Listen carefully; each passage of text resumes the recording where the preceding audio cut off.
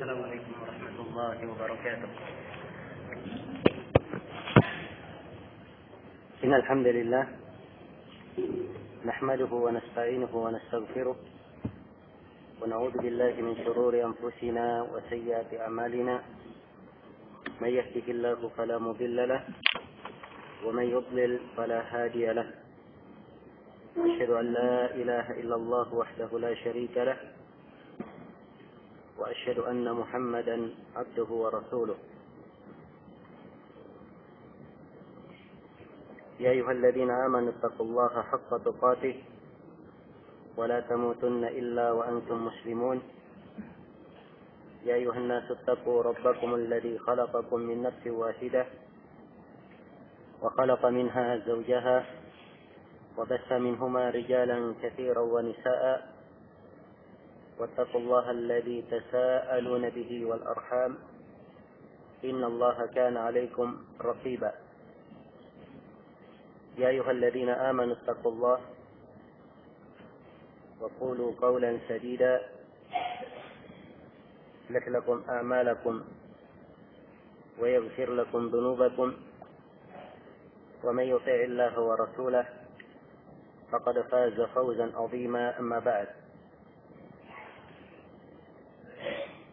فإن أصدق الحديث كتاب الله وخير الهدي هدي محمد صلى الله عليه وآله وسلم وشر الأمور محدثاتها فإن كل محدثة بدعة وكل بدعة ضلالة وكل ضلالة في النار.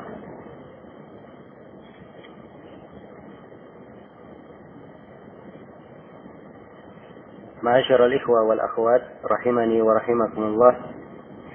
Alhamdulillah, kita bersyukur kepada Allah Subhanahu wa taala yang mempertemukan kita semua di masjid yang mulia ini. Semoga Allah Subhanahu wa taala selalu mempertemukan kita semua di atas kebaikan dan menyatukan hati-hati kita di atas keimanan dan ketakwaan. Dan semoga Allah Subhanahu wa taala menjadikan kita semua sebagai orang-orang yang selalu mendengarkan ucapan yang terbaik dan mengamalkan yang terbaik dari ketentuan dan perintah-perintah agama kita. Innahu waliyu dzalika wal qadiru alaih. Pada malam hari ini insyaallah taala kita akan mengkaji sebuah risalah yang ditulis oleh Syekhul Islam Al-Mujaddid Muhammad ibn Abdul Wahhab An-Najdi rahimahullahu ta'ala. Risalah ini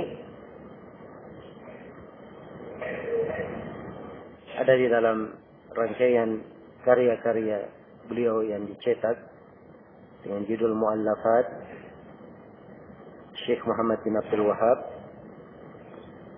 dan juga disebutkan di dalam kitab beliau Ad-Durar Ats-Tsaniyah, atau di dalam buku Ad-Durar Ats-Tsaniyah yang memuat rasail dari beliau dan para a'immatud da'wah di Najd.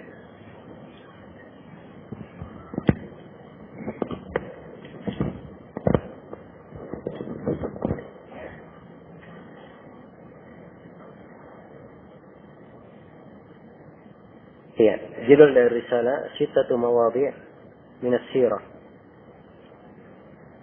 6 pembahasan tentang tempat yang berkaitan dengan sirah, berkaitan dengan sejarah hidup Rasulullah sallallahu alaihi wa alihi wasallam. Ya, risalah ini beliau di dalamnya menjelaskan tentang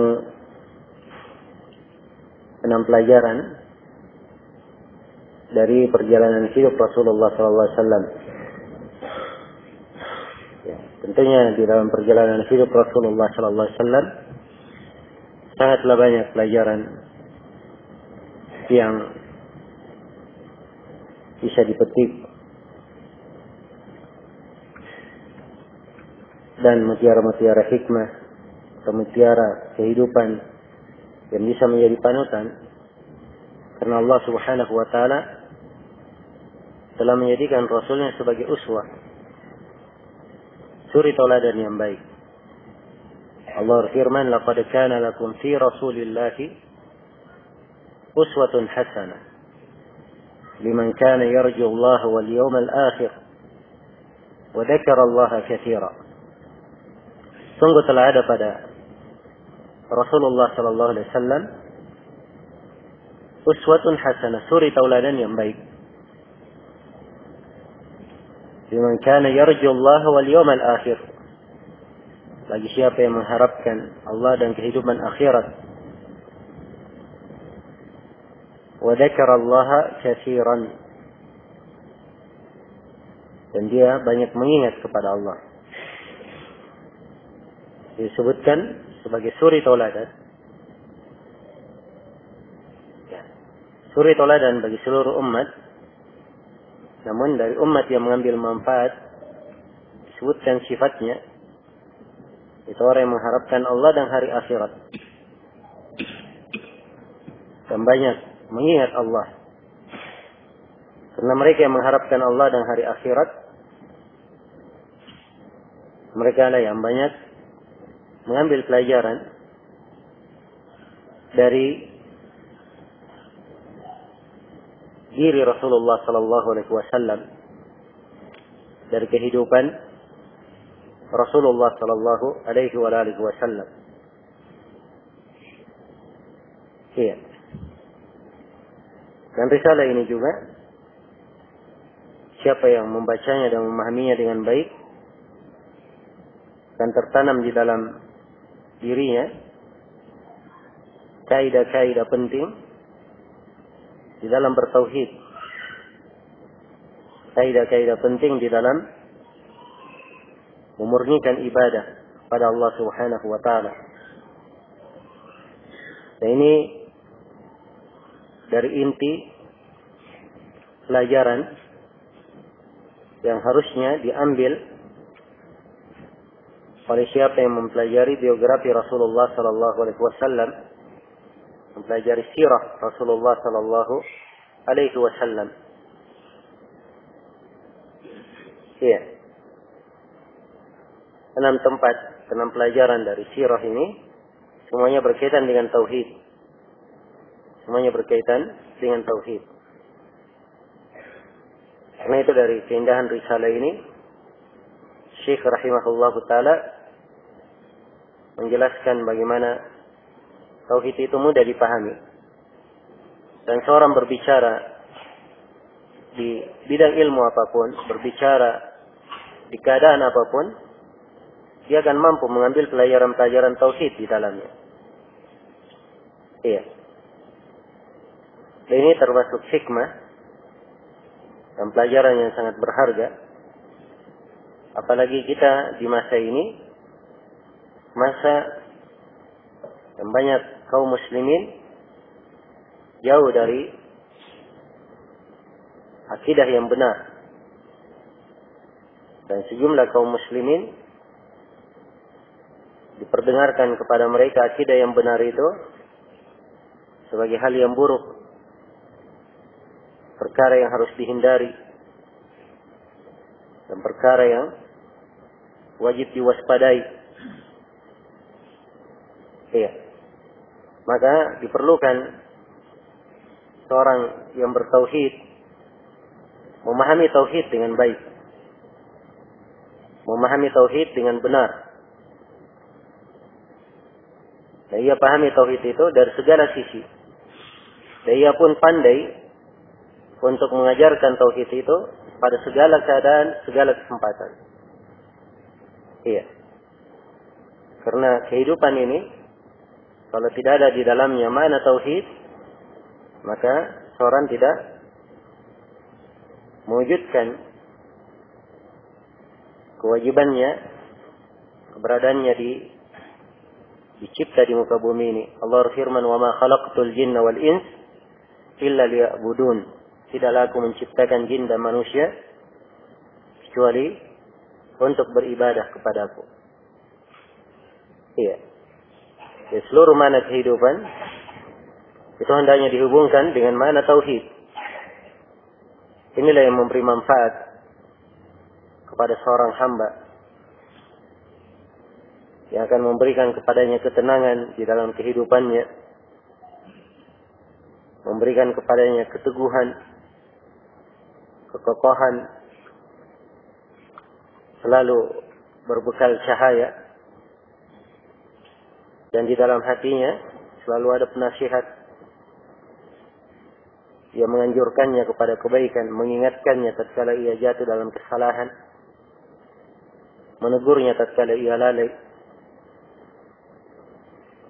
Ini didapatkan oleh seorang hamba apabila ia mengetahui dan mengamalkan mana-mana tauhid di dalam lembaran-lembaran kehidupannya. Iya. Ini tugas yang sangat penting di dalam kehidupan. Perkara yang sangat pokok. Dan tidak boleh ditelantarkan. Tidak boleh dilalaikan. Siapa yang melalaikannya, maka dia sendiri akan merasakan kejelekannya. Karena Allah Subhanahu wa ta'ala tidak menjadikan ada kebaikan, ada kebahagiaan dan keamanan kecuali bagi orang-orang yang memurnikan ibadahnya hanya kepada Allah Subhanahu wa ta'ala. Allah berfirman, "Alladzina amanu wa lam yalbisu imanahum bidzulmin ulaika lahumul amnu wa hum muhtadun." Orang-orang yang beriman,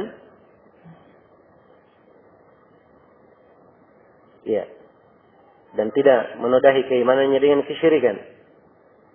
Iman menunjukkan mana kesucian ibadah, kemurnian ibadah. Karena itu diingatkan dengan sifat khusus yang merupakan syarat keimanan. Dia tidak menodai keimanannya dengan kesyirikan. Sebab kapan ada kesyirikan, itu bukan keimanan namanya. Jadi kapan tauhidnya ada, keimanan yang benar telah syah, maka Allah jamin ulaika lahumul aman, untuk mereka keamanan. Allah jamin untuknya keamanan. Wa hum muhtadun, dan mereka itu selalu mendapat hidayah. Iya.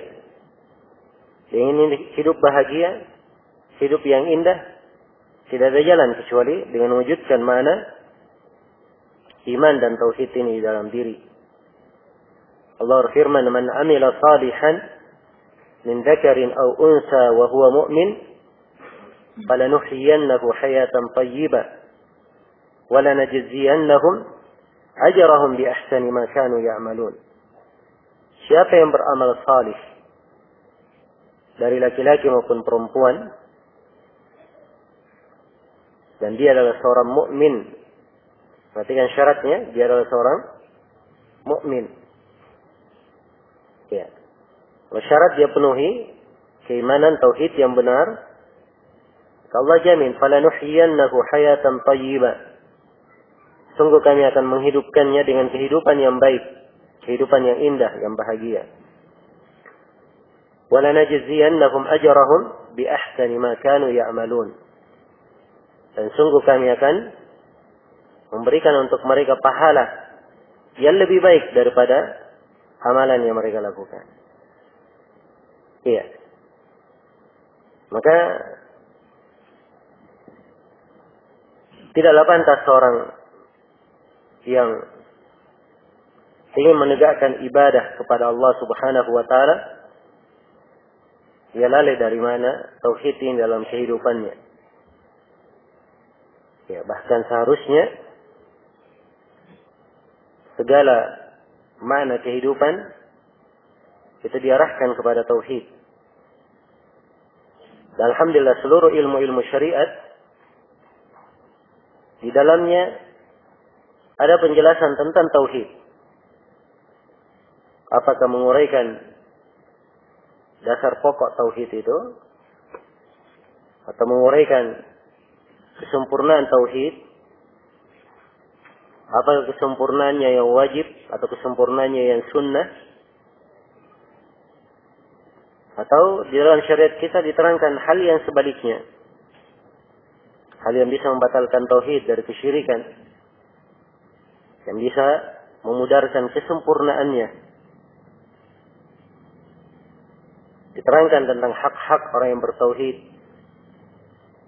dan bahaya kebalikannya.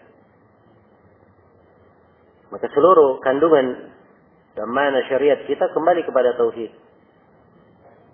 Ya, karena itulah seorang muwahhid semakin ia kokoh di atas tauhid, maka di kesempatan apapun dia berbicara pasti dia akan mampu menguraikan tauhid di dalam pembicaraannya. Iya. Nah itu Syekh rahimahullah taala di sini dalam kitab ini beliau membuka dari pelajaran sirah, dari perjalanan hidup Nabi Sallallahu Alaihi Wasallam, dan pelajaran sirah adalah hal yang disenangi oleh jiwa. Ya, berkaitan dengan biografi hidup Nabi, disenangi oleh jiwa. Hal yang seorang tidak bosan membacanya. Perkara yang perlukan di dalam kehidupan. Maka Syekh mengambil dari pelajaran sirah ini ya, mana-mana tauhid. Yang kadang orang yang membaca sirah itu tidak memperhatikannya. Dan ini dari keistimewaan risalah ini, tulisan yang ditulis oleh Syekh di sini menjelaskan 6 tempat atau 6 pelajaran berkaitan dengan sirah Rasulullah sallallahu alaihi wasallam. Iya. Kata beliau rahimahullah, saya akan memulai membaca risalah ini. Kita mengambil pelajaran darinya. Kata beliau rahimahullah, ta'ammal rahimakallahu sittata mawadi' min as-sirah. Ya, sebelumnya dimulai dengan bismillahirrahmanirrahim ya. Ini kebiasaan beliau di dalam penulisan. Beliau memulai buku-buku yang beliau tulis dengan basmalah, Bismillahirrahmanirrahim. Dan ini mencontoh Al-Quran Al-Karim, yang di penulisan Al-Quran dimulai dengan basmalah. Dan juga mencontoh kebiasaan Rasulullah SAW di dalam penulisannya. Setelah syah dari Nabi, beliau menulis surat-surat, ya, menandatangani perjanjian, semuanya dimulai dengan Bismillahirrahmanirrahim. Dan ini dari kebiasaan as-salaf, ulama-ulama salih yang terdahulu, dari kalangan para sahabat, para tabi'in, dan orang-orang yang mengikuti mereka dengan baik. Kebiasaan yang berjalan, ya, yang terus mengalir hingga di masa ini. Selalu para ulama kita memulai tulisan mereka dengan Bismillahirrahmanirrahim. Dan terdapat di dalamnya mana seorang memohon pertolongan kepada Allah, mengambil pertolongan dengan nama Allah yang Ar-Rahman dan Ar-Rahim, yang maha mengasihi lagi maha menyayangi. Iya. Baik, uraian tentang Bismillahirrahmanirrahim ini apa namanya, saya kira sudah sering disebutkan. Saya akan mulai membaca isi dari risalah beliau. Kata beliau, ta'ammal rahimakallah sittata mawadi' min as-sirah wafhamha fahman hasanan Kata beliau, ta'ammal, perhatikan. Ya, cermati. Rahimakallah, semoga Allah merahmatimu. Ya, ini selalu beliau di buku-buku beliau, kalimat rahimakallah, semoga Allah merahmatimu. Ini selalu diucapkan oleh Syekh rahimahullah ta'ala. Karena ilmu itu dibangun di atas rahmat. Ilmu dibangun di atas apa? Dibangun di atas rahmat. Al-Quran adalah rahmat. Hadits Rasulullah adalah rahmat. Iya. Adalah rahmat. Jadi siapa yang mendapatkan ilmu itu, rahmat ini hendaknya selalu dia mohon kepada Allah Subhanahu wa ta'ala. Iya. Allah berfirman dalam Al-Quran, وَنُنَزِّلُ مِنَ الْقُرْآنِ مَا هُوَ شِفَاءٌ وَرَحْمَةٌ لِلْمُؤْمِنِينَ. Kami menurunkan dari Al-Quran apa yang merupakan obat dan rahmat bagi orang yang beriman. Jadi Al-Quran obat dan rahmat. Ya. Dia adalah obat untuk segala penyakit. Penyakit lahiriah maupun batiniyah. Zahir maupun batin. Dan Al-Quran adalah rahmat. Rasulullah SAW adalah rahmat. Allah berfirman, وَمَا أَرْسَلْنَاكَ إِلَّا رَحْمَةً لِلْعَالَمِينَ. Tidaklah kami mengutus engkau Nabi Muhammad kecuali sebagai rahmat untuk semesta alam. Ya, jadi beliau adalah rahmat. Maka agama ini dibangun di atas rahmat. Dibangun di atas rahmat. Dan Syekh rahimahullah selalu beliau di awal kali beliau menulis ya, dalam banyak tulisan beliau mengucapkan doa rahimakallah. I'lam rahimakallah, ketahuilah semoga Allah merahmatimu. Ta'ammal seperti ini. Ta'ammal rahimakallah. Perhatikanlah, renungilah semoga Allah merahmatimu. Iya. Dan ini dari indahnya niat beliau. Dan ini juga dari hal yang menunjukkan keikhlasan beliau. Bahwa beliau di dalam menulis buku ini, beliau menghendaki kebaikan bagi siapa yang membacanya. Beliau doakan rahmat bagi siapa yang membacanya. Ini tambih yang penting sekali. Salah satu etika yang penting di dalam menuntut ilmu. Bahwa ilmu itu dibangun di atas rahmat. Iya. Karena itu seorang, ketika dia masuk masjid, syariatkan dia membaca doa, Allahumma inni as'aluka Allahumma iftahli abwaab rahmatik. Ya Allah, bukakanlah untukku pintu-pintu rahmatmu. Pintu-pintu rahmat. Kalau masuk dalam masjid. Sebab dalam masjid ada tambahan keimanan. Orang yang hadir salat saja, dia mendengarkan ayat-ayat Al-Quran. Tambahan ilmu baginya. Semuanya adalah dari rahmat. Ya, dan dia memohon doa. Dengan doa itu, Ya Allah, bukakanlah pintu-pintu rahmatmu.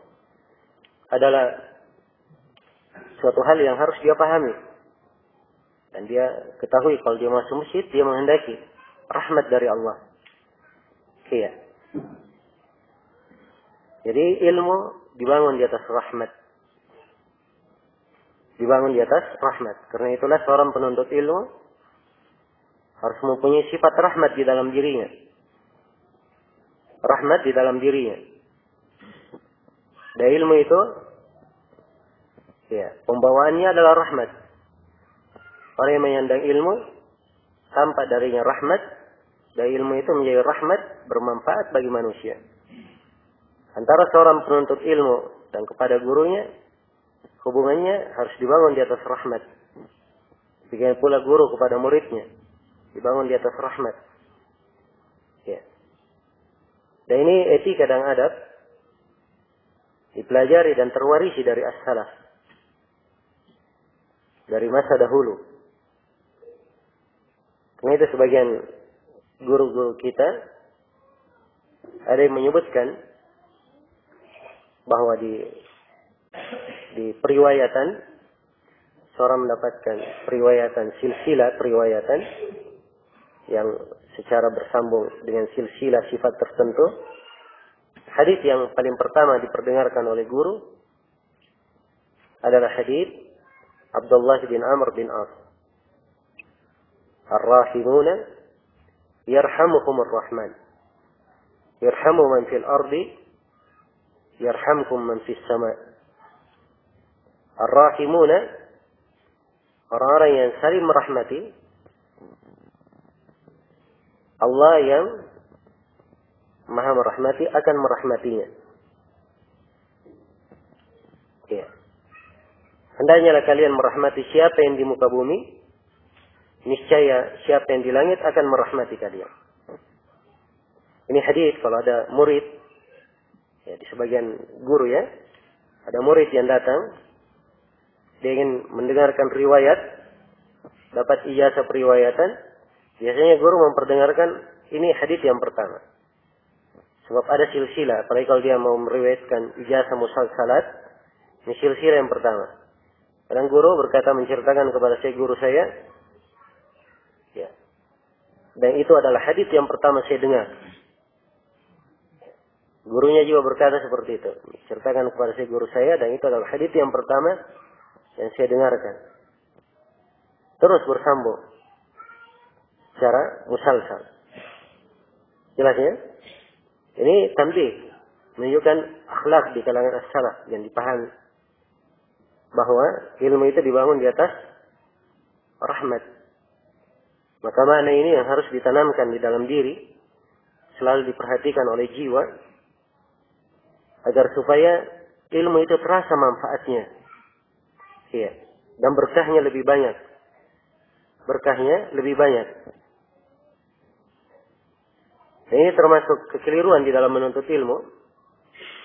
Seorang kurang memperhatikan makna ini. Padahal dia adalah etika-etika yang agung, terwarisi dari masa para sahabat hingga hari ini.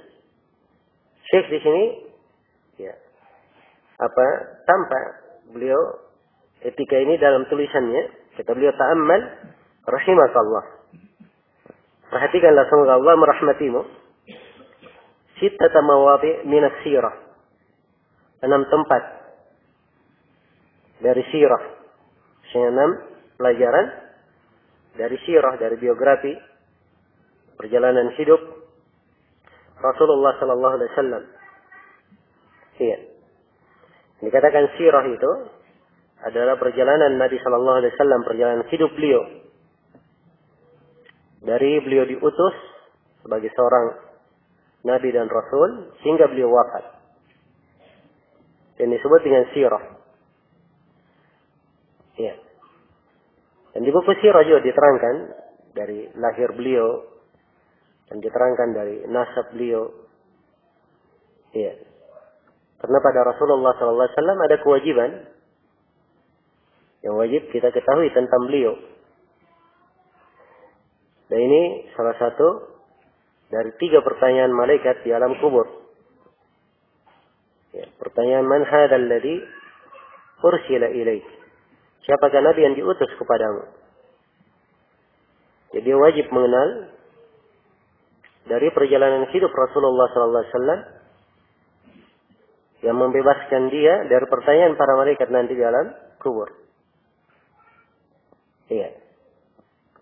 Dan secara umum di dalam tulisan ini, siapa yang memahami letak sirah ini seorang sudah mengenal sebagian kewajibannya berkaitan dengan Rasulullah sallallahu alaihi wasallam. Ya, walaupun tidak seluruh kewajiban yang berkaitan dengan Rasul diterangkan di sini, tapi dia akan mengenal hal yang diwajibkan diketahui berkaitan dengan Rasulullah sallallahu alaihi wasallam. Kata beliau, ta'ammal rahimakallah sittata mawadhi' min as-sirah. Perhatikan 6 mawadhi' dari as-sirah. Wafhamha fahman hasanan. Dan pahamilah dengan pemahaman yang hasan, pemahaman yang baik. Ya. Jadi harus dipahami dengan pemahaman yang hasan, pemahaman yang baik. Ya. Dan ini penting bagi seorang penuntut ilmu. Al-faham. dia memahami. Sebab ilmu itu bukan sekadar hafalan saja. Dia hafal tapi enggak paham. Iya. Dia hafal tapi tidak paham. Dan pemahaman ini yang akan membenarkannya di dalam amalan. Sehingga dia mengamalkan ilmu tersebut juga benar. Tapi kalau pemahamannya keliru, ini yang akan menyebabkan segala yang dibangun di atas pemahaman yang keliru itu menjadi rusak. Menjadi tidak benar. Karena itu harus ada pemahaman yang baik. Ya. Dan ini beliau ingatkan, wafhamha fahman hasanan. Dan hendaknya engkau memahaminya dengan pemahaman yang indah, yang benar. Ya. Buku-buku yang memuat tentang biografi hidup Rasulullah SAW sangat banyak. Ya. Buku-buku yang ditulis dalam sirah. Ada sirah Ibnu Hisham. Ada sirah Ibnu Ishaq. Ya. Juga Al-Fakihi di dalam Tarikh Makkah. Bagus menjelaskan sirah Nabi sallallahu alaihi wasallam. Demikian pula Ibnu Al-Qayyim rahimahullah taala dalam Zadul Ma'ad, beliau menjelaskan sirah Nabi sallallahu alaihi wasallam. Ya, dan Syekh Muhammad bin Abdul Wahab sendiri beliau meringkas sirah yang ditulis oleh Ibnu Al-Qayyim di Zadul Ma'ad. Dan ringkasan beliau ringkasan yang indah. Ya. Bagaimana kebiasaan beliau meringkas buku untuk dijadikan sebagai panduan pelajaran. Iya. Dan Ibnu Katsir juga rahimahullah punya sirah Al-Fusul min as-Sirah. Demikian pula Ibnu Abil Izz Al-Hanafi, beliau merangkai tentang sirah Nabi sallallahu alaihi wasallam dalam 100 bait syair. Yang beliau beri judul Al-Arjuza Al-Mi'iyah. Penjelasan tentang sirah Nabi sallallahu alaihi wasallam.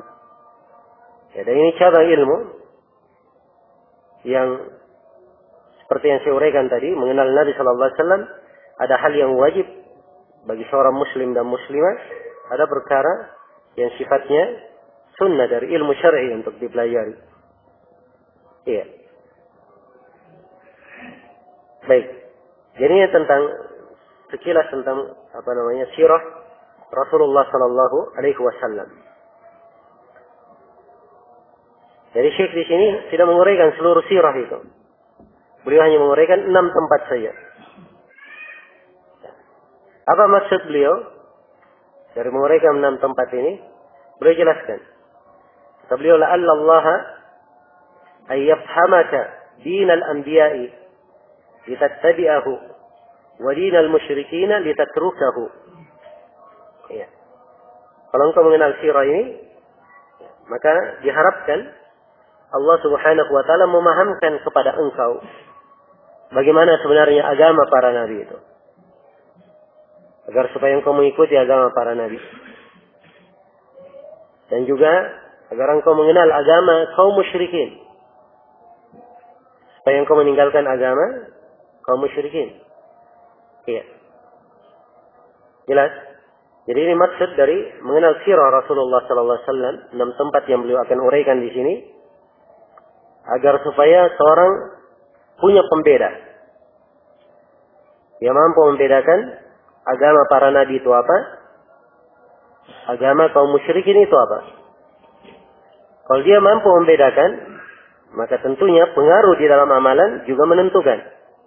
Kalau dia mengenal agama para nabi, dia akan mengikuti agama para nabi itu.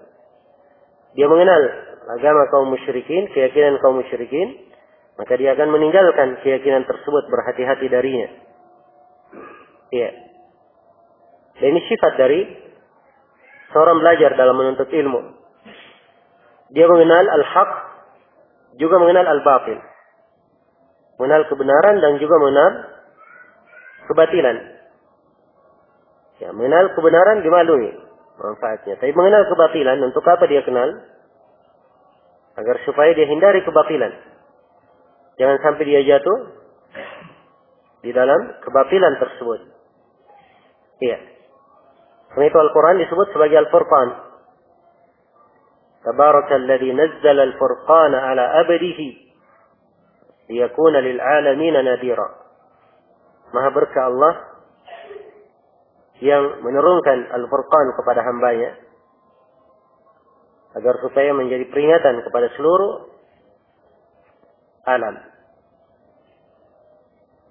Al-Quran Al-Furqan membedakan antara yang hak dan yang batil. Iya. Antara keimanan dan keislaman, antara tauhid dan kesyirikan. Dan Nabi menyebutkan dirinya sebagai orang yang membedakan. Beliau di dalam hadis wa Muhammadun farqun bainan nas. Sebagian riwayat wa Muhammadun farraqa bainan nas. Nabi Muhammad itu memecah belah manusia. Memisahkan manusia. Beliau membedakan antara yang hak dan yang batil, antara yang muslim dan yang kafir. Itu maksudnya. Allah berfirman dalam Al-Quran tentang penciptaan manusia, وَهَدَيْنَاهُ النَّجْدَيْنِ. Kami berikan hidayah kepada manusia ini dengan dua jalan. Ya. Salah satu dari dua penafsiran, mana dua jalan, yaitu diterangkan jalan yang hak padanya dan diterangkan pula jalan yang batil. Diterangkan jalan petunjuk dan diterangkan jalan kesesatan. Iya. Dan juga Allah berfirman, wa nafsi wa ma sawwaha fa alhamaha fujuraha wa taqwaha. Demi jiwa dan penyempurnanya lalu diberi ilham. Perhatikan, diberi ilham kepada jalan kefajirannya atau jalan ketakwaannya. Diterangkan dua hal. Jalan kefajiran dan jalan ketakwaan. Iya. Dan juga Allah Subhanahu wa taala berfirman di ayat yang lain, "Wa kadzalika nufassilu al-ayat wa litastabina sabilul mujrimin." Demikianlah kami merinci ayat-ayat. Ayat dirinci. Terangkan sejelas-jelasnya supaya tampak dengan terang jalannya orang-orang yang berdosa. Jadi jalan kebenaran dirinci dan jalan orang-orang yang berdosa juga dijelaskan, diterangkan. Iya. Maka ini salah satu metode seorang di dalam menuntut ilmu. Iya. Di dalam menuntut ilmu harus dia seimbangkan. Dia mengenal kebenaran, tapi juga dia mengenal apa? Kebatilan.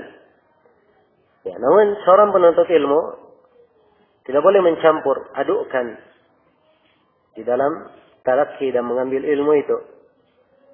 Pelajaran-pelajaran yang diambil harusnya sesuai dengan metode ilmiah dalam menuntut ilmu. Ya. Sebab kadang ada sebagian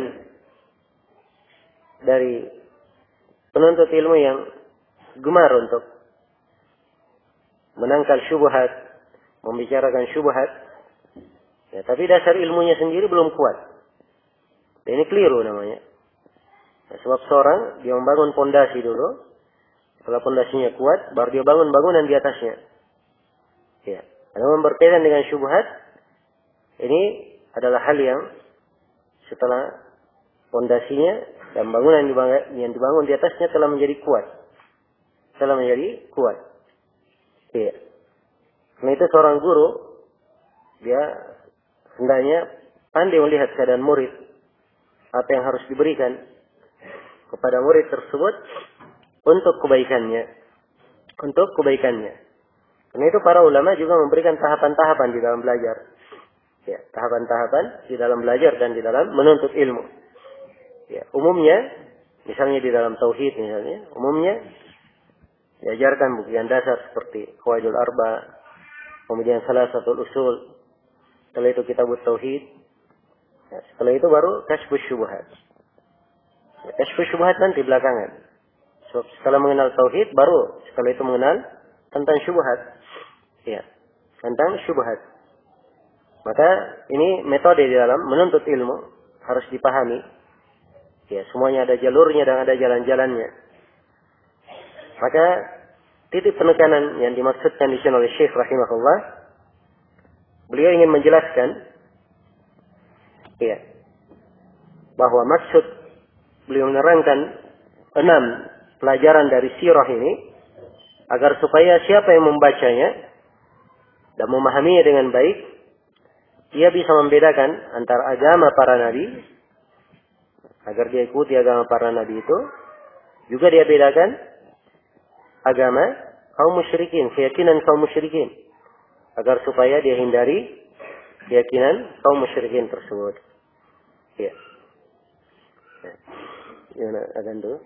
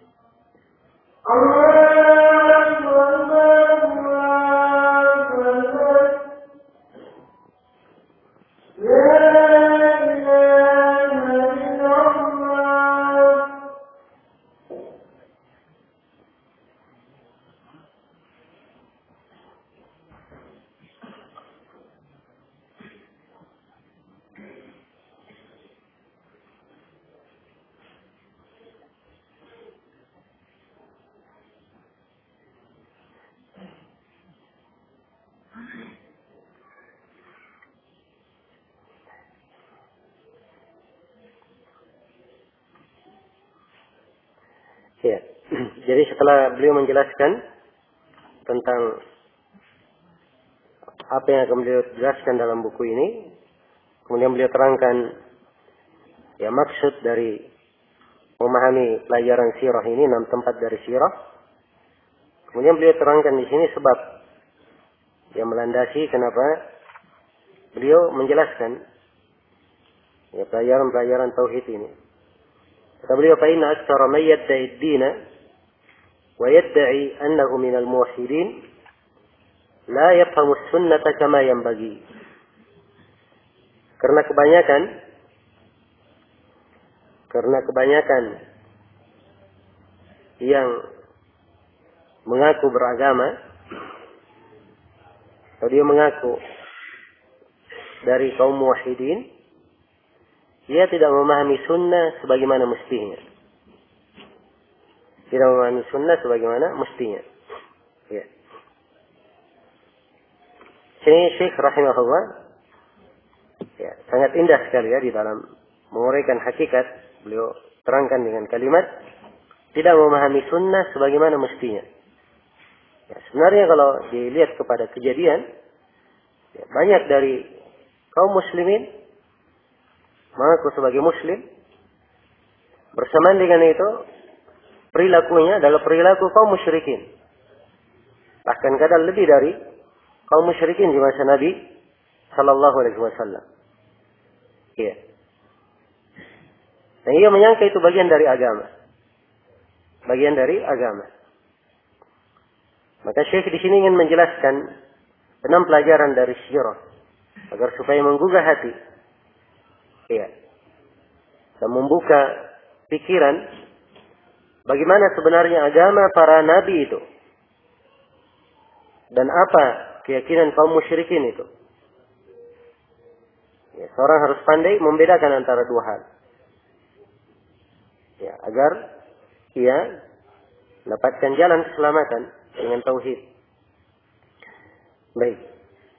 Jadi kata beliau, "Qaina aktsara may yadda'i din", sungguhnya kebanyakan orang yang mengaku beragama, wa yadda'i annahu minal muwahhidin, dan dia menganggap dirinya dari orang yang bertauhid, la yafhamu sunnata kama yanbaghi.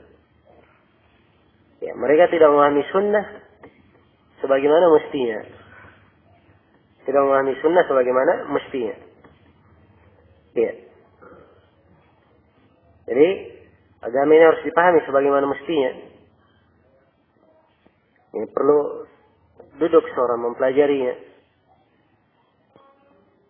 Dia harus punya bekal ilmu. Ya. Kalau dia tidak mempunyai bekal, maka dia tidak akan mungkin mampu membedakan antara yang baik dan yang jelek, antara yang hak dan yang batil.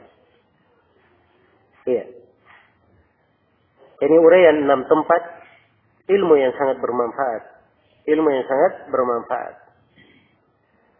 Dan ini selalu memberikan kepada kita kesan bahwa ilmu syariat itu sangat penting sekali. Sangat penting. Perhatikan ya bagaimana Syekh Muhammad bin Abdul Wahab, beliau mampu menguraikan makna tauhid dari sirah, dari perjalanan hidup Nabi sallallahu alaihi wasallam. Beliau uraikan tauhid kadang di dalam pembahasan fikih. Beliau uraikan tauhid di pembahasan ini, pembahasan itu. Semuanya berkaitan dengan tauhid. Iya. Semuanya beliau ikat dengan ilmu, dengan dalil.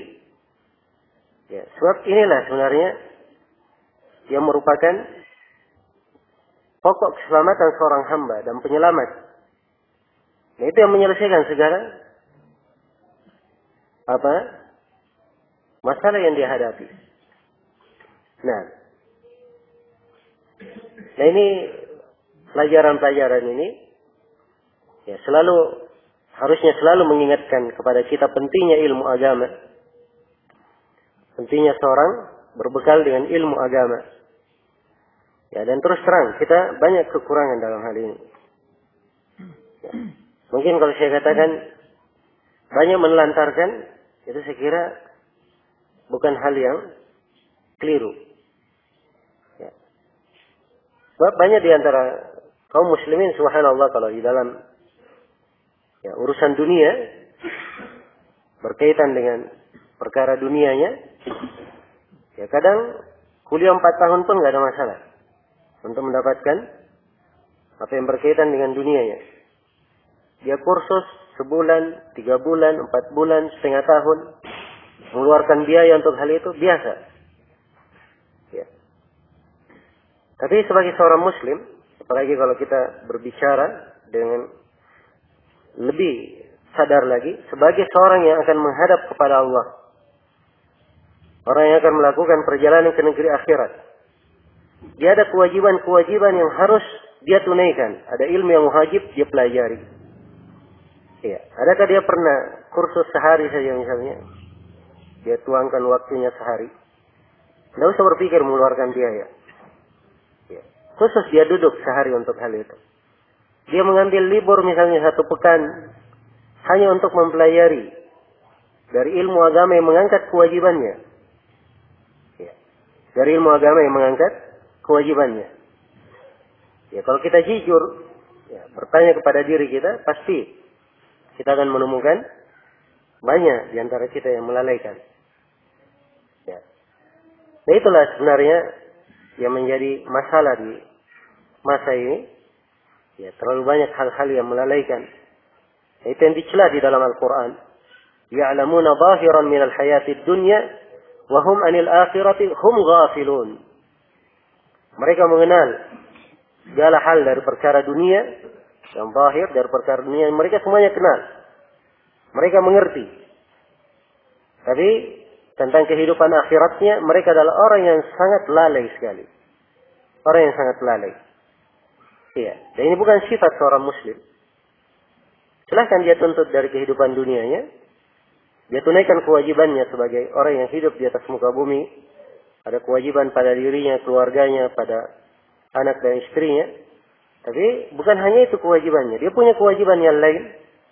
Berkaitan dengan keselamatannya di dunia dan di akhirat. Berkaitan dengan surga dan nerakanya.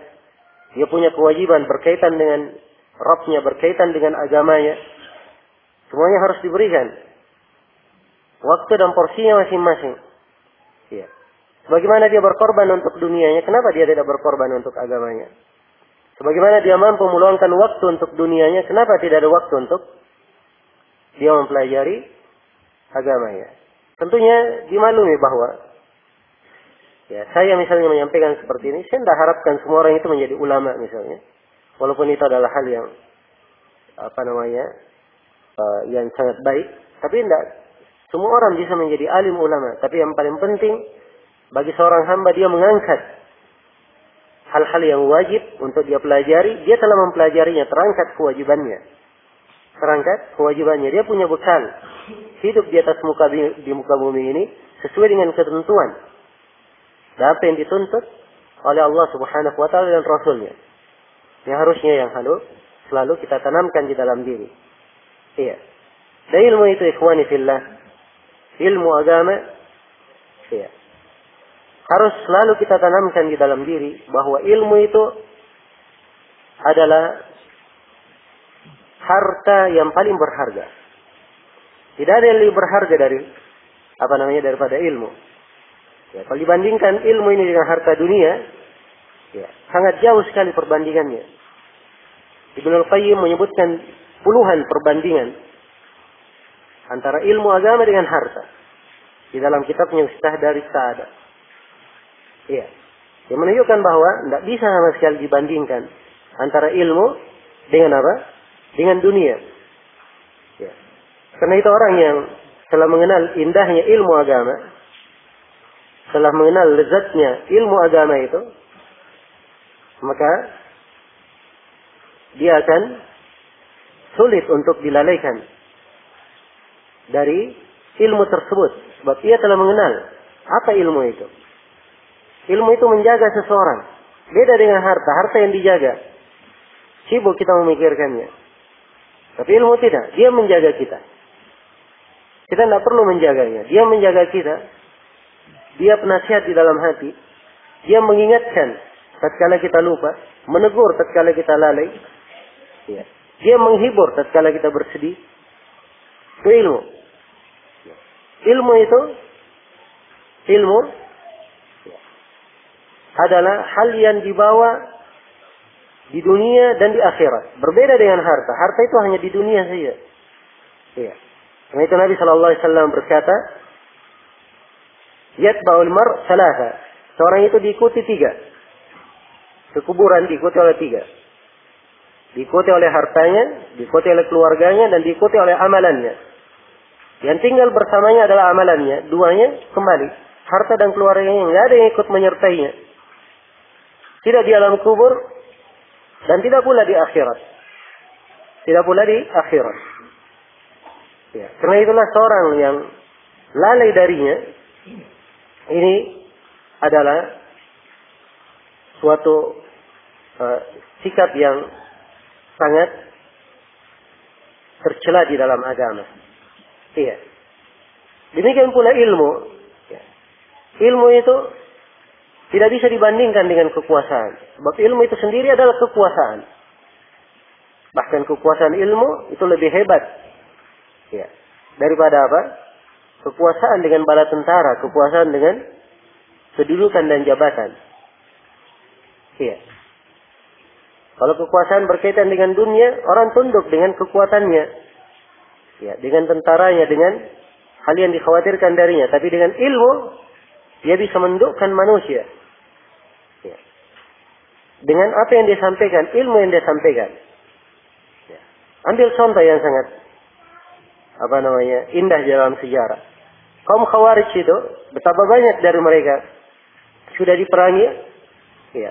Mereka juga tidak rujuk, bahkan mereka ingin mati. Ya. Jadi kekuasaan dengan pedang tidak bisa menaklukkan mereka. Saya perhatikan kekuatan ilmu. Ibnu Abbas mendebatkan Khawarij, lebih dari 4.000 orang rujuk. Dengan ilmu Ibnu Abbas mendebatnya. Maka ilmu itu, bagi orang yang mengenalnya, dia tidak perlu kepada kekuasaan apapun. Sebab dia memiliki kekuasaan dengan ilmu tersebut. Allah menjadikan di lisannya itu kekuasaan yang manusia menerimanya. Manusia menerimanya. Karena itu dia tidak perlu khawatir. Tidak perlu khawatir. Maka ini dari kesan dan makna keindahan ilmu. Ini tampak kalau kita sering merenungi dan mempelajari, ya, dari ilmu agama kita seperti yang diuraikan oleh Syekh rahimahullah taala di sini. Ini sebagian dari hal yang ingin saya ingatkan kepada seluruh ikhwah supaya selalu, ya, menjadi dasar dan pijakan kita di dalam kehidupan. Pijakan kita di dalam kehidupan. Ya, kadang sebuah ilmu, ya, didengarkan berulang kali, bukan hanya sekali. Ya, malam ini misalnya saya ingatkan dengan kaidah-kaidah. Dan itu adalah kaidah kehidupan. Ya. Hal-hal yang seperti ini bukan hanya diingat malam ini saja.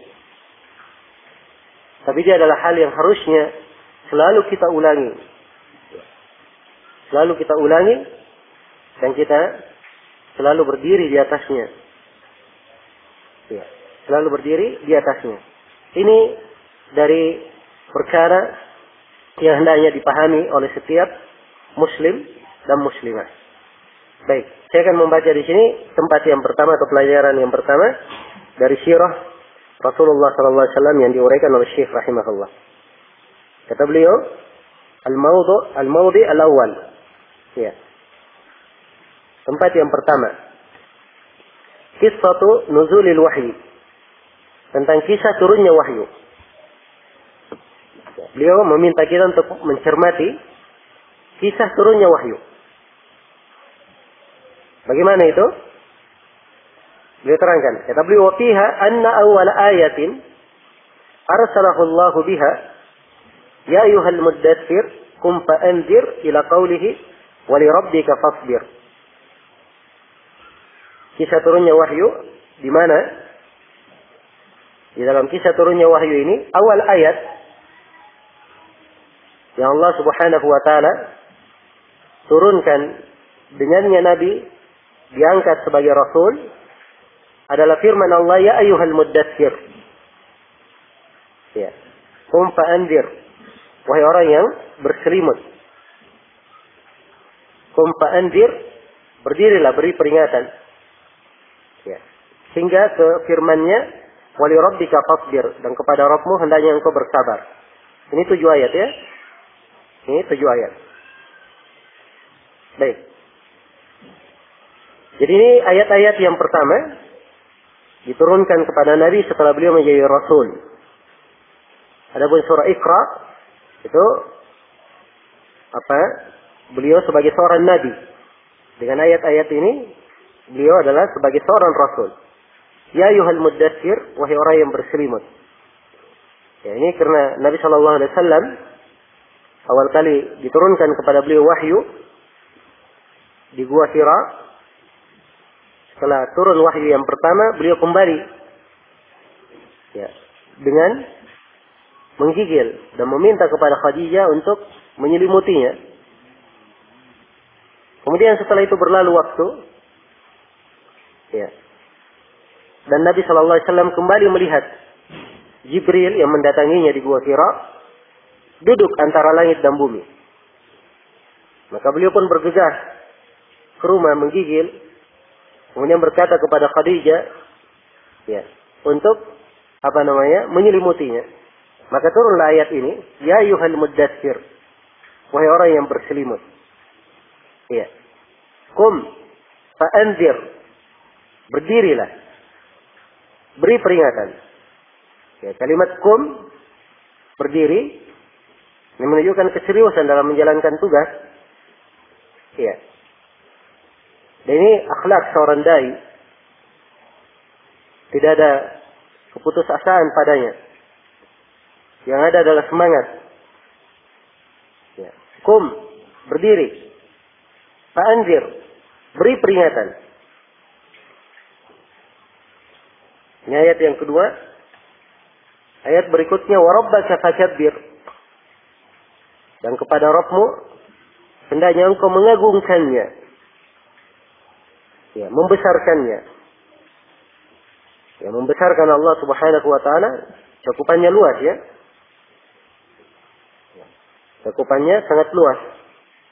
Dalam segala bentuk membesarkan dan mengagungkan Allah. Apakah di dalam rububiyahnya, atau di dalam uluhiyahnya, apakah di dalam nama-nama dan sifatnya, apakah di dalam agama dan syariatnya, apakah di dalam ketentuan dan takdirnya, pada segala hal Allah diagungkan dan dibesarkan. Wa rabbaka fakabbir wa thiyabaka fatahhir. Dan terhadap pakaianmu hendaknya engkau sucikan.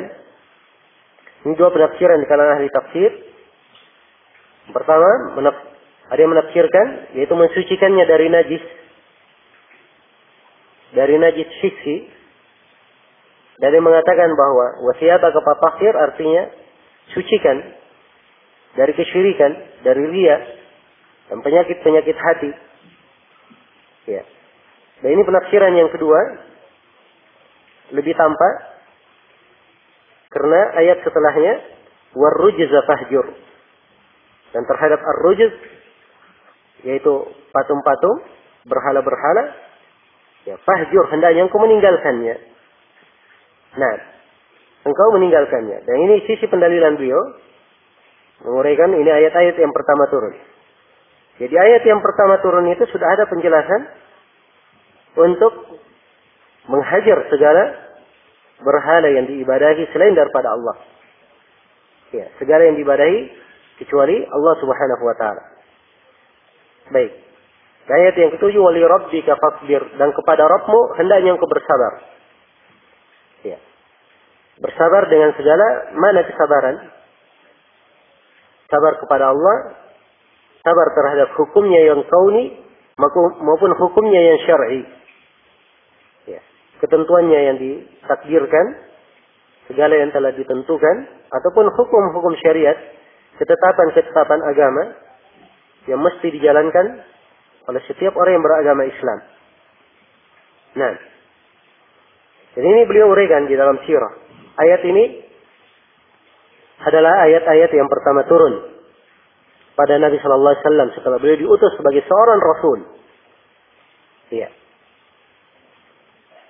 Kemudian kata beliau ingatkan di sini sisi pelajaran dari sirah.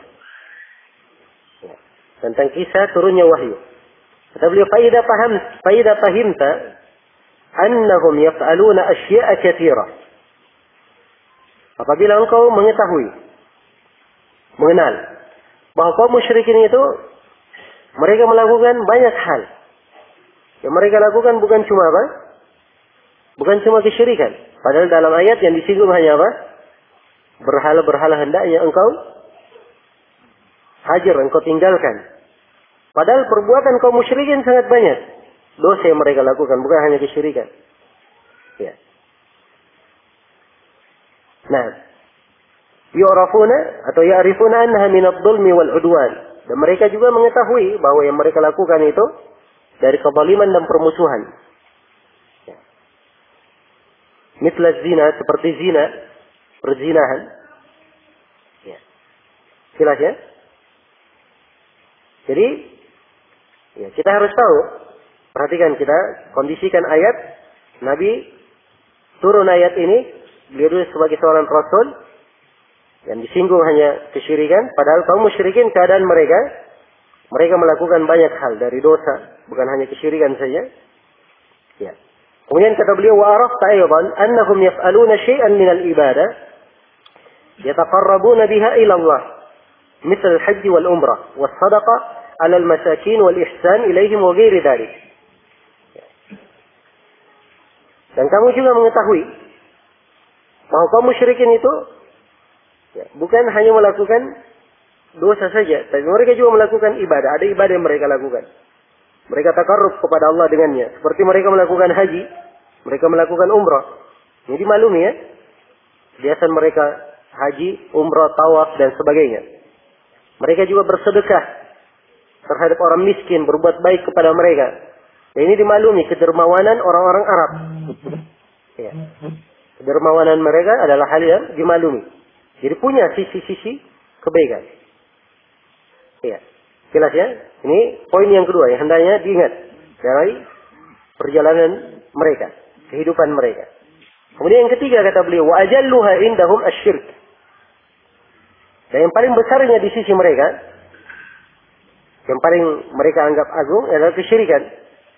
Maksudnya mereka anggap itu ibadah yang bagus, tapi itu kesyirikan sebenarnya. Jadi kesyirikan ini mereka anggap sebagai ibadah yang paling agung. Ya. Wa huwa ajallu ma yataqarrabuna bihi ila Allah indahum. Ibadah ini, ya, kesyirikan ini mereka anggap kurba yang paling mendekatkan kepada Allah di sisi mereka. Kama dzakarallahu anhum annahum qalu, sebagaimana Allah menyebutkan dari mereka bahwa mereka berkata, ma na'buduhum illa liyuqarribuna ila Allahi zulfa. Tidaklah kami beribadah kepada sembahan-sembahan kami, berhala-berhala kami, kecuali supaya mereka mendekatkan kami kepada Allah dengan sedekat-dekatnya. Ya.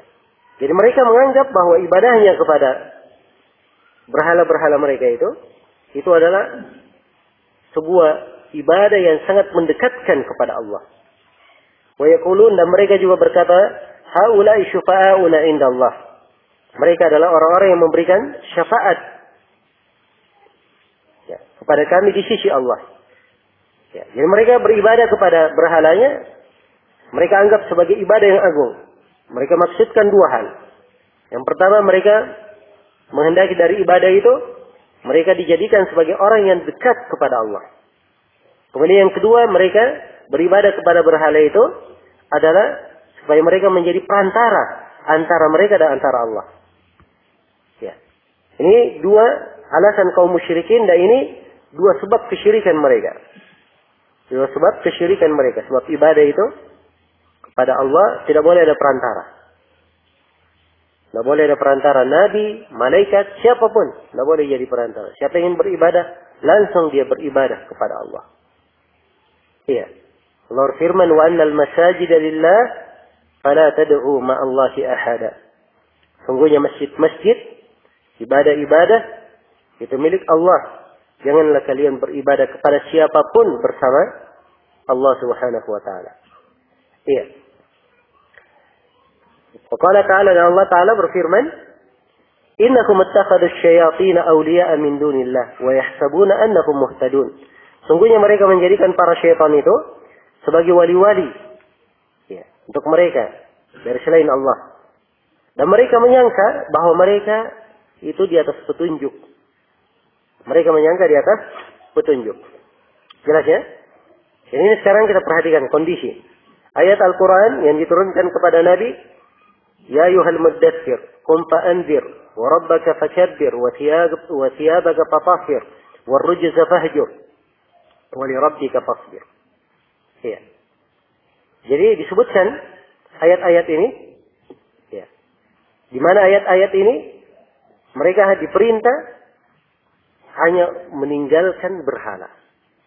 Ya, setelah sebelumnya ada perintah ya untuk membesarkan Allah, mensucikan tauhid, kemudian meninggalkan apa? Meninggalkan segala berhala. Padahal kalau kita lihat kehidupan kaum musyrikin, ya, kaum musyrikin perbuatan, kalau dosa, banyak dosanya, bukan hanya kesyirikan.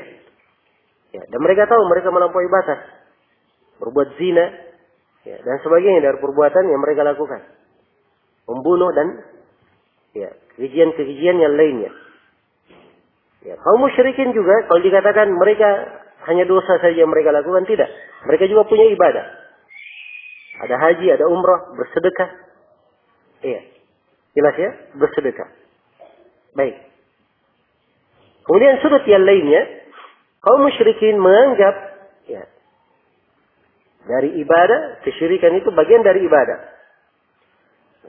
Seperti mereka beribadah kepada berhala, dijadikan sebagai perantara. Ya. Dijadikan sebagai orang-orang yang bisa memberi syafaat. Ya, ini kesyirikan. Mereka anggap sebagai ibadah. Mereka anggap sebagai ibadah. Ya. Ternyata di dalam ayat, ya, Syekh menjelaskan, فَأَوَّلُ مَا أَمَرَهُ اللَّهُ بِهِ الْإِنْذَارُ عَنْهُ قَبْلَ الْإِنْذَارِ مِنَ الزِّنَا وَالسَّرَقَ وَغَيْرِهِمَا. Ya.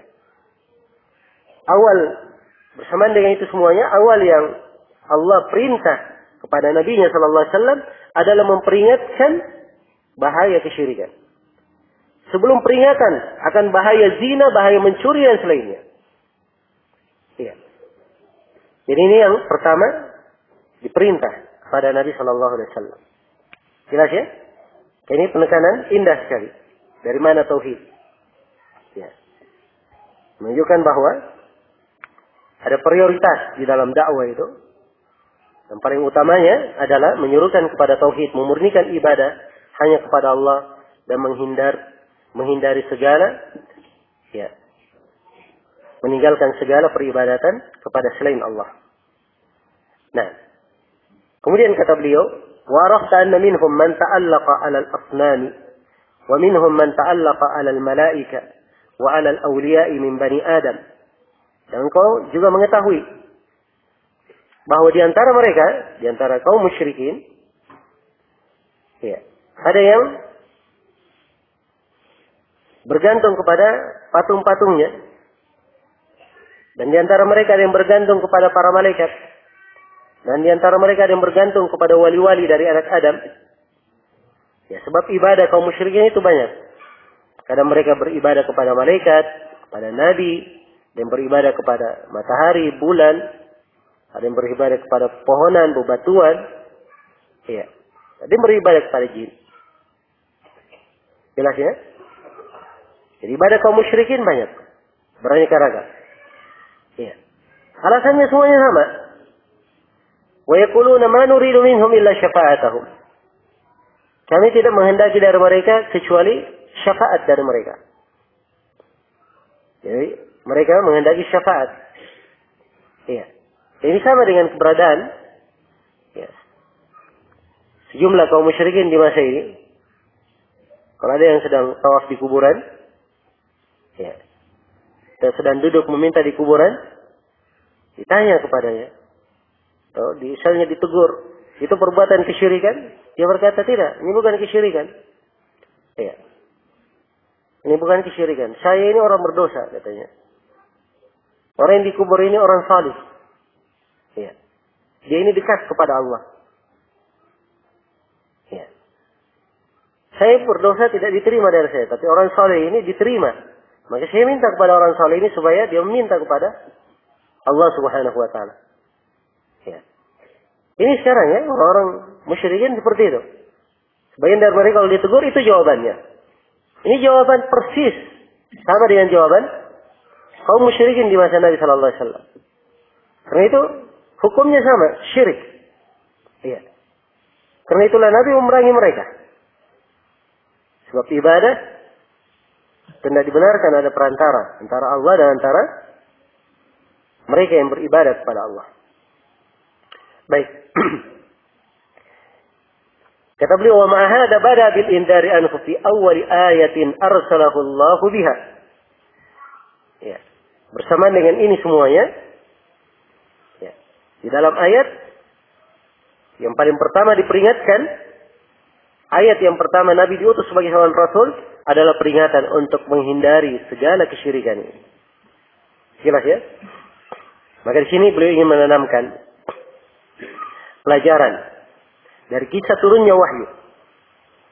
Beliau ingin menekankan bahwa kisah turunnya wahyu ini, wahyu yang paling pertama ketika beliau sudah diangkat sebagai seorang rasul, adalah peringatan untuk memurnikan ibadah kepada Allah dan menghindari segala bentuk peribadatan kepada berhala.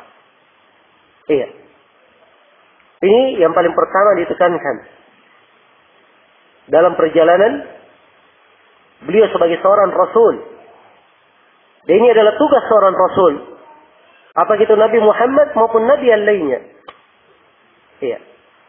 Allah Subhanahu wa taala berfirman di dalam Al-Quran, "Walaqad ba'atna fi kulli ummatin rasulan an i'budullaha wajtanibut taghut." Sungguh kami telah mengutus pada setiap umat seorang rasul. Iya. Agar supaya mereka menyuruhkan tidak ada yang berhak diibadahi kecuali Allah dan jauhilah taghut. Ini ayat di surah ayat yang saya baca tadi. Hah? Walaqad ba'atna min kulli ummatin. Di surah apa? Di surah An-Nahl. Ya. Surah yang ke-16 dari Al-Quran.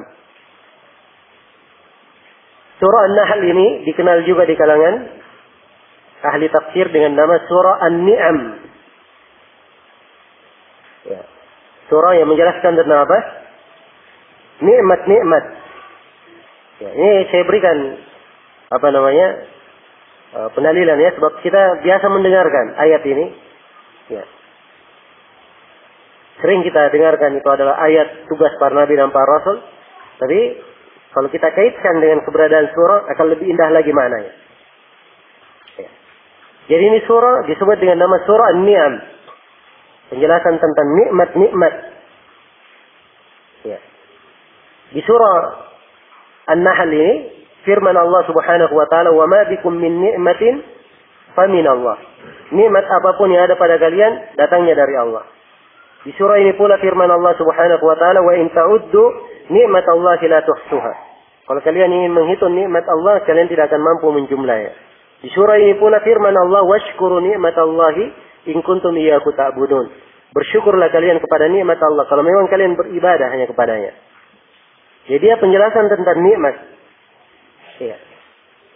Dan perhatikan, awal nikmat yang diingatkan di dalam surah itu adalah firman Allah di ayat yang kedua.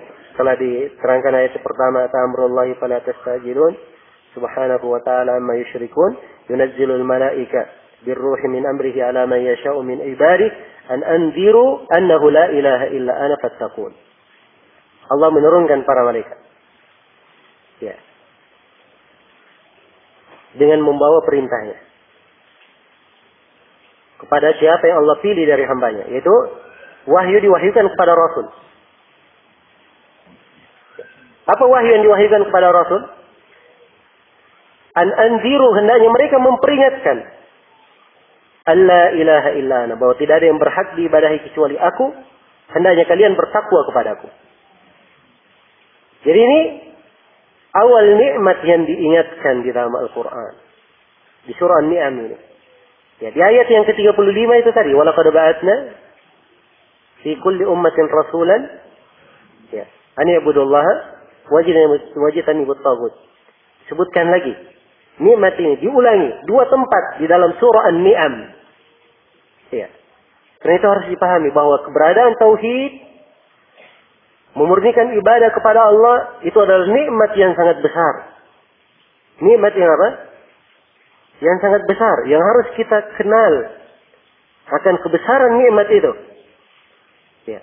Tidak mengenal kebesaran nikmat tauhid, ini kekurangan di dalam bertauhid. Kekurangan di dalam apa? Di dalam bertauhid. Ya. Karena itu orang-orang yang bertauhid, mereka mengenal besarnya nikmat ini. Perhatikan ucapan Nabi Yusuf alaihi salam.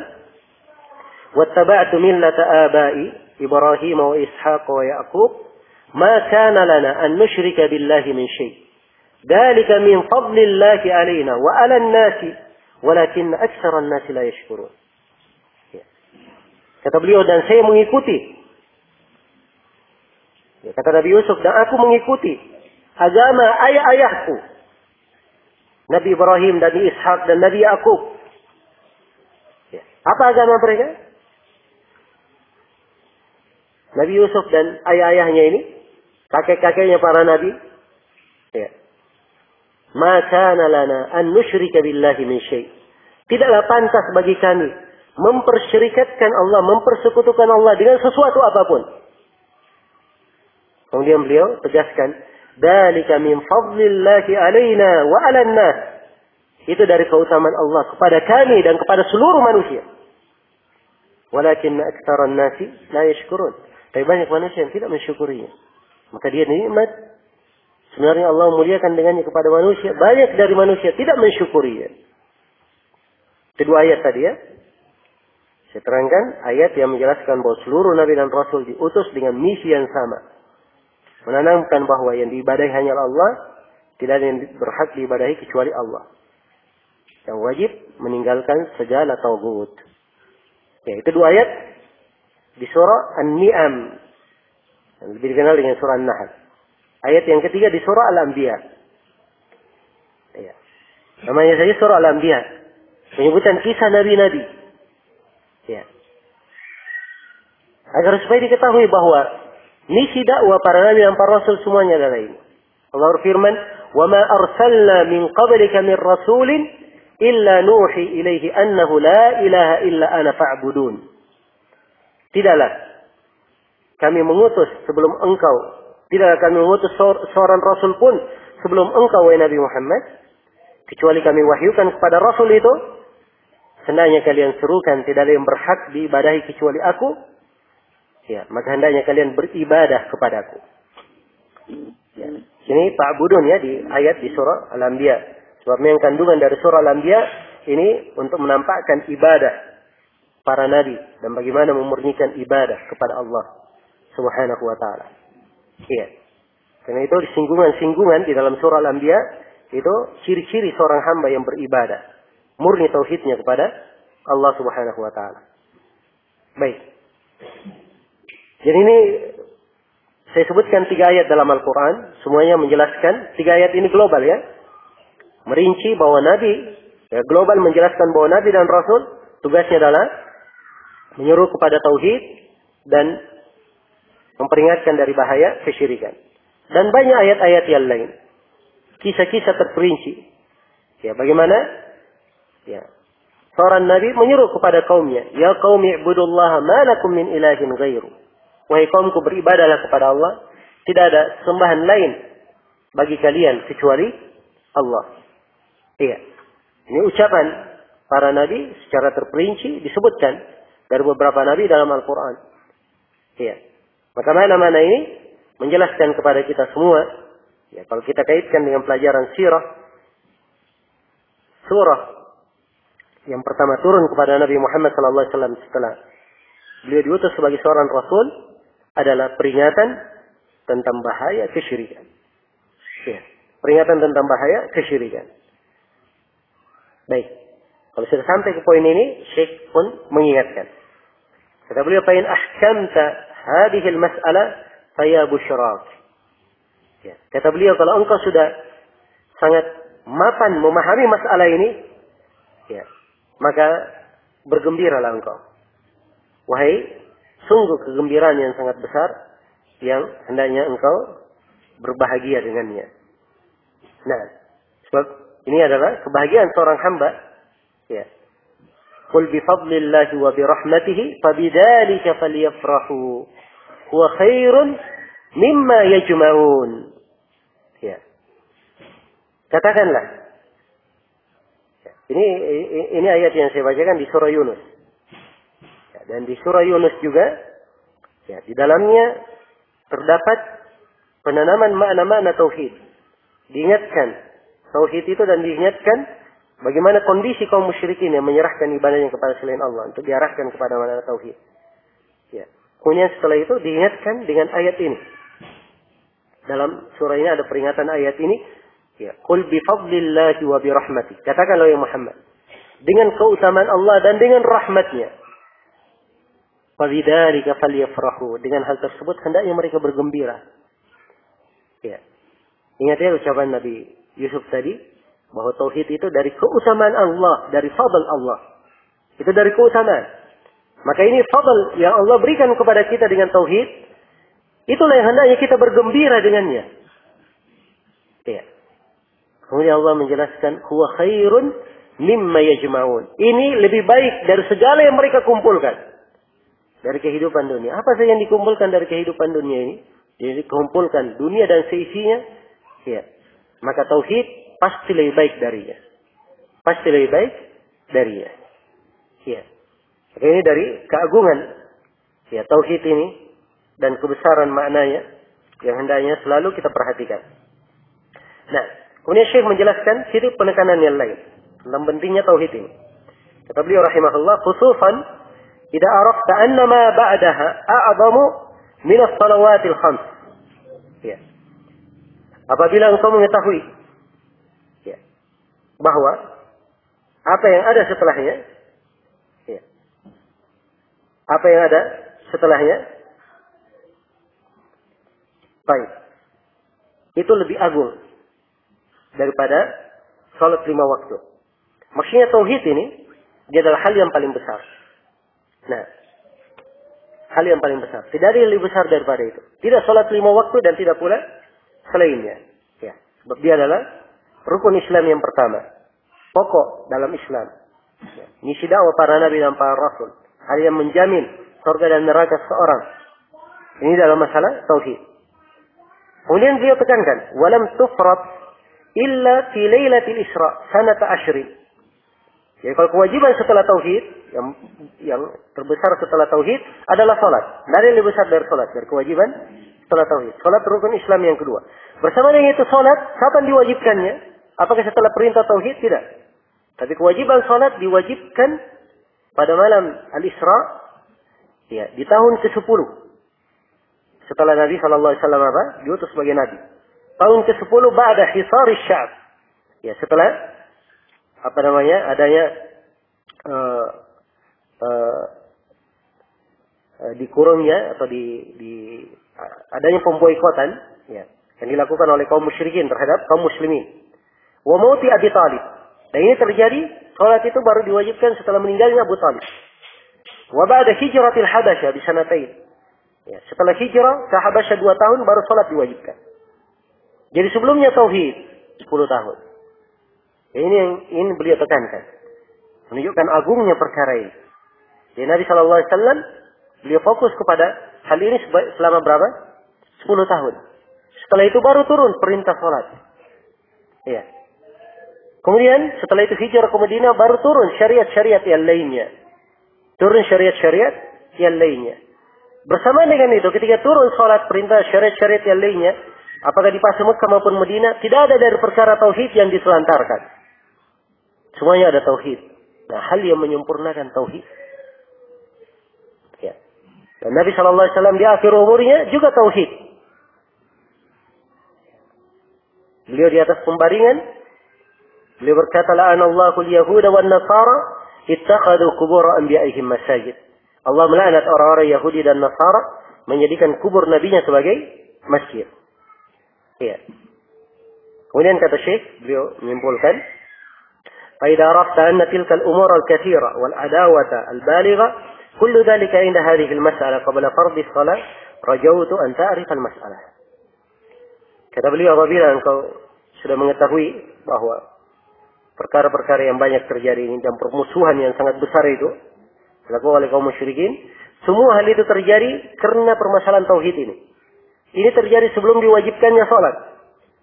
Jadi kalau engkau sudah mengetahui ini, saya harapkan engkau sudah memahami pelajaran di sini.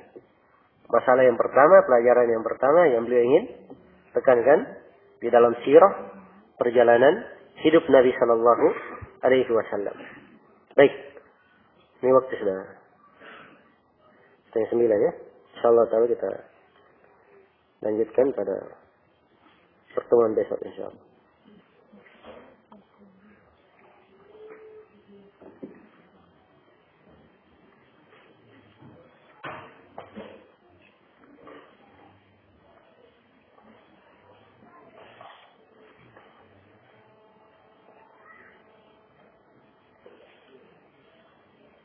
Apakah seorang muwahhid tidak berbuat salah dan dosa? Ya. Sudah mungkin ya. Tidak ada orang yang tidak berbuat salah dan dosa. Iya. Kalau para sahabat saja yang melakukan kesalahan, melakukan dosa. Apalagi yang lainnya. Dan Nabi SAW juga beliau mohon ampun dari dosa-dosa kecil. Iya. Jelas ya? Maka dosa dan kesalahan tidak ada manusia yang lepas darinya. Apa kaitannya dengan tauhid? Ya dia berkaitan dengan tauhid. Sebab meninggalkan dosa dan kesalahan itu dari kesempurnaan tauhid. Dari kesempurnaan tauhid yang wajib. Dia jatuh di dalam dosa, maka ada bagian dari tauhid yang wajibnya yang hilang. Ya, namun dia tetap dianggap sebagai orang yang bertauhid. Sebab dasar tauhidnya sepanjang sudah benar, maka itu sudah memberikan jaminan untuknya.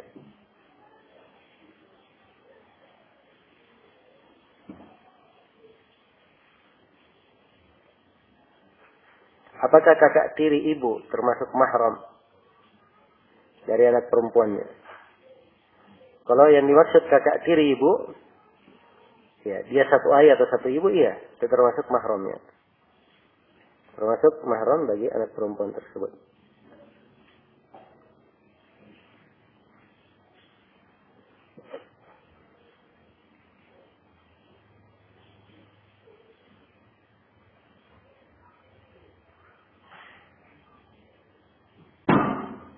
Apa bisa diagendakan atau dipertimbangkan untuk kembali membuat acara daurah fikih selama 10 hari dengan mengambil tempat di Jakarta atau masjid Fatahillah Depok, mengingat lokasi Jakarta strategis dan ramai.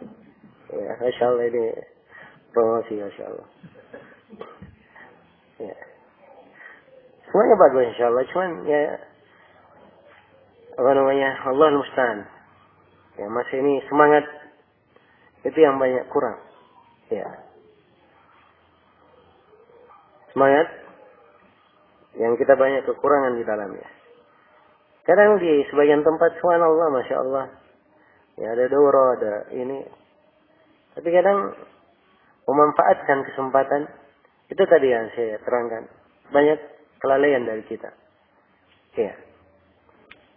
Dan hal yang seperti ini sebenarnya untuk ya 10 hari dimanapun tempatnya, kalau memang ada kesadaran dan menganggap itu adalah hal yang dia perlukan, ya pasti dia datangi. Pasti dia datangi. So, penuntut ilmu itu, ya, dia tidak terbatas pada di tempatnya saja. Dia gemar untuk mendatangi majelis-majelis ilmu.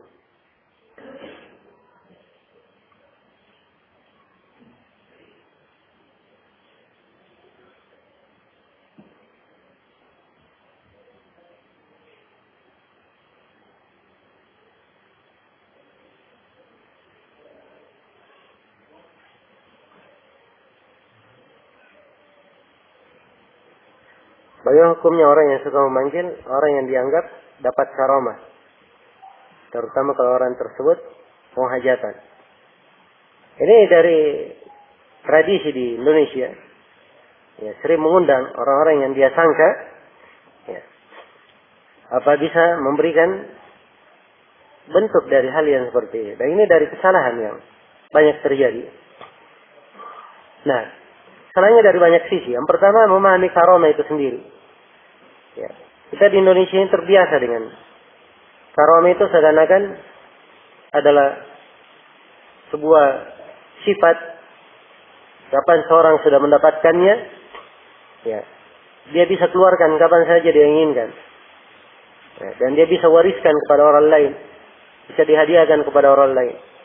Dan ini keliru ya dalam memahami. So, karamah itu adalah bentuk dari keutamaan yang Allah berikan kepada wali-walinya.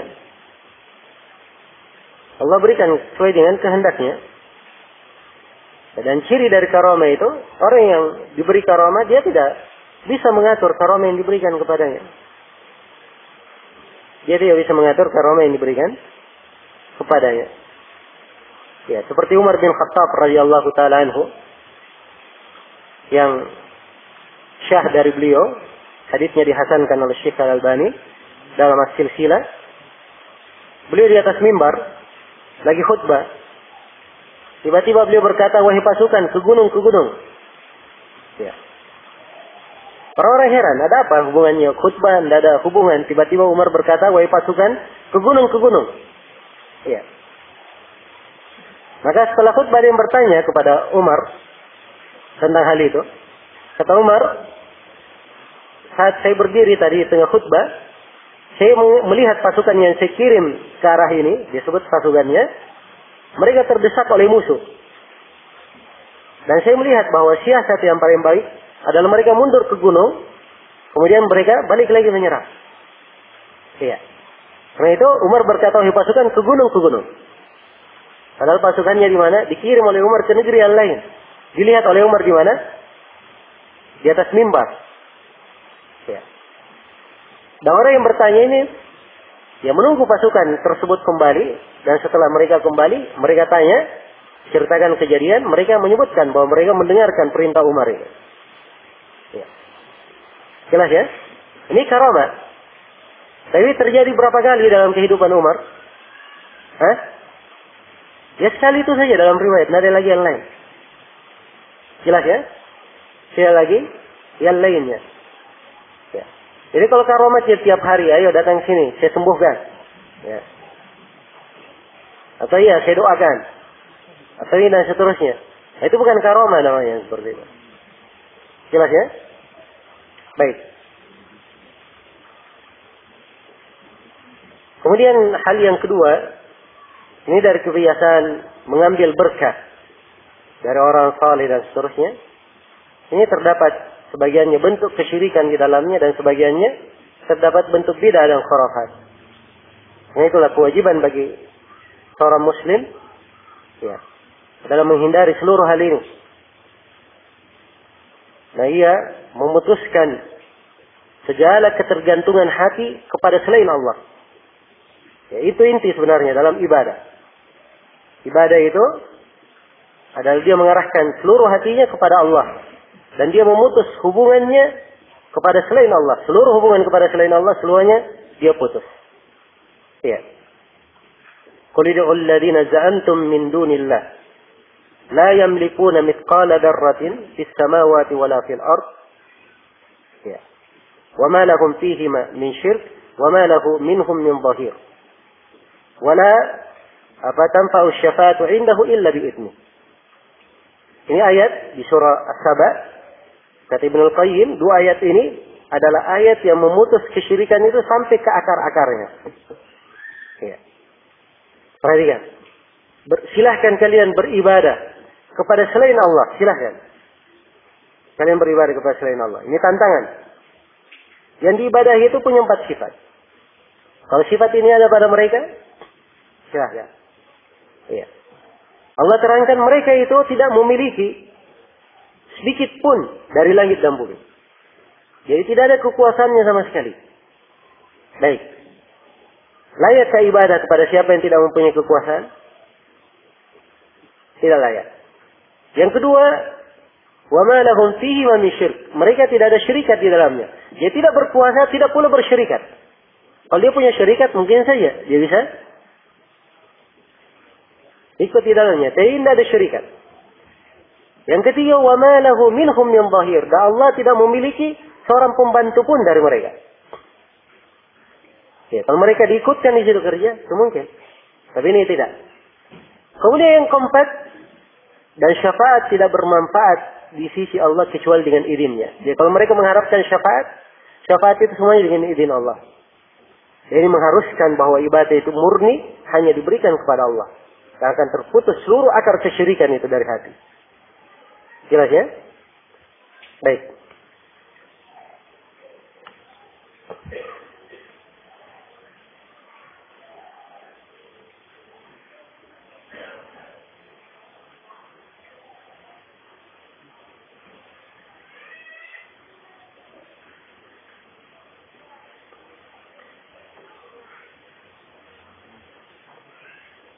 Bagaimana mempertemukan beberapa hadis yang seolah-olah bertentangan dalam hal makna?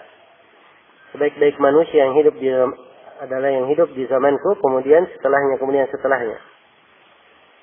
Kemudian hadis yang riwayat Muslim, yang artinya aku sangat rindu berjumpa dengan saudara-saudaraku. Ini sahabat berkata, ya Rasulullah, bukankah kami saudara-saudaramu? Rasulullah menjawab, kalian adalah sahabatku. Saudaraku adalah satu kaum yang tidak berjumpa, tidak melihatku, tetapi mereka berpegang teguh dengan sunnahku. Apabila seorang di antara mereka berinfak, senilai dengan infak 10 di antara mereka. Ya, hadis ini tidak ada kontradiksi ya, sehingga harus dikompromikan, harus dipertemukan. Ya. Hadits yang pertama menjelaskan keutamaan para sahabat. Dan keutamaan mereka memang tidak bisa dinilai dengan keutamaan siapapun yang datang untuk setelah mereka. Ini keutamaan dari sisi umum, mana global. Adapun dari sisi amalan, mungkin sebagian amalan yang dilakukan oleh orang belakangan, itu nilai pahalanya lebih besar dari sebagian amalan yang dilakukan oleh orang yang dewasa Nabi Shallallahu Alaihi Wasallam. Ya.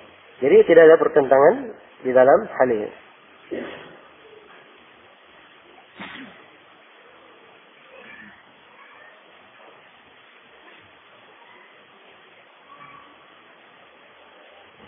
Apa perbedaan antara Syekh Muhammad bin Abdul Wahab dan Wahabi? Ya. Kalau Syekh Muhammad bin Abdul Wahab, beliau adalah sosok seorang imam, orang yang salih, ya,